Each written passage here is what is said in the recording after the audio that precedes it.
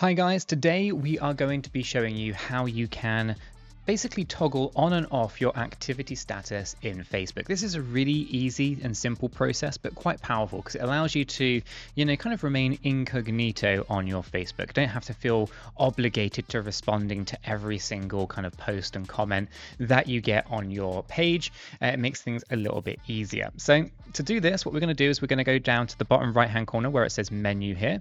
We're going to click that. From here, we're going to scroll down until we find settings and privacy. We'll give that a click. We'll open up all these options. We're going to click on settings at the very top there. This is going to open up all of our settings and privacy area within the Facebook application. From here, we're going to scroll down until we find the area that says audience and visibility.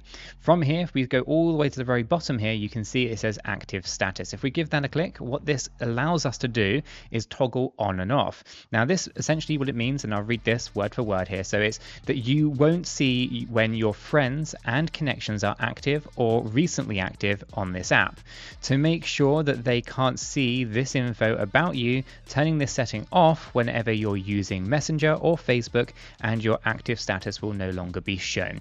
I have this off by default. I find it's probably the best setting to have off, unless you really are a social person where you just want to basically know or let everyone know that you're always online or whatever, then it's great. But otherwise, if you're a bit like me, introverted or whatever, make sure that this is turned off, guys. But honestly, it is as easy as that to go ahead and essentially, update your status or active status on Facebook, toggle it on or off. If you found this useful and informative, hit that like button, subscribe if you are new to the channel, and if you want to check out a little bit more of what we do here on the channel, then why not check out that video right there.